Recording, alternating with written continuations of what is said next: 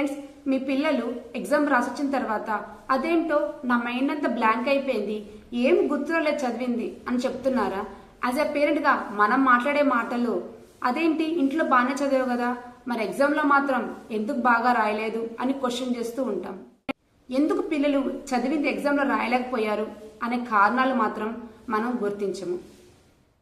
ఇలా ఎందుకు జరుగుతుంది అంటే, పిల్లలు ఎప్పుడైతే క్వశ్చన్ పేపర్ చూసినప్పుడు వాళ్ళ మైండ్లో చాలా డౌట్స్ వస్తాయి.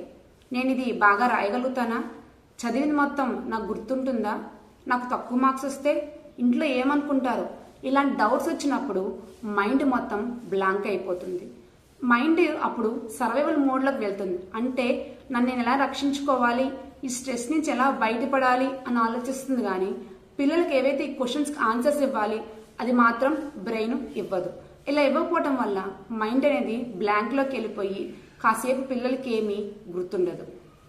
అలా గుర్తులేకపోవటం వల్ల పిల్లలు ఎగ్జామ్లో బాగా పెర్ఫామ్ చేయలేకపోతుంటారు. నుంచి పిల్లల్ని ఎలా ఓవర్కమ్ చేయాలి అని అనుకుంటున్నారా? నేను చెప్పే ఈ టిప్స్ని ఫాలో అవ్వండి. టిప్ నెంబర్ 1, రివిజన్ చేసింది బాగా ప్రాపర్గా గుర్తుండిపోయేలా రివైజ్ చేసుకోవడం.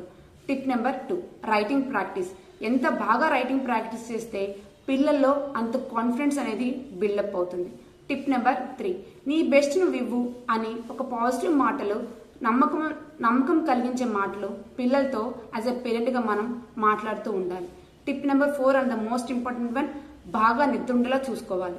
నిద్రపోవటం వల్ల మైండ్ రిలాక్స్ అయ్యి అన్నీ గుర్తుంటాయి. పిల్లలు ఎప్పుడైతే భయపడతారో బ్రెయిన్ మెమొరీని బ్లాక్ చేస్తుంది. పిల్లలు ఎప్పుడైతే కాన్ఫిడెంట్గా కామ్ మైండ్తో ఉంటారో బ్రెయిన్ మొత్తం ఓపెన్ అయ్యి అన్నీ గుర్తుండేలా చేస్తుంది. సో పేరెంట్స్, మనం పిల్లలకి సేఫ్టీ, కాన్ఫిడెన్స్ మనం ఇవ్వగలిగితే బ్రెయిన్ రిలాక్స్ అయ్యి కాన్ఫిడెంట్గా ఎగ్జామ్ని బాగా పెర్ఫామ్ చేయగలుగుతారు.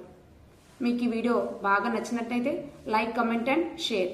సబ్స్క్రైబ్ చేసుకోవడం మాత్రం మర్చిపోకండి. This is Anila, mind set and efficiency coach for teens. Thank you.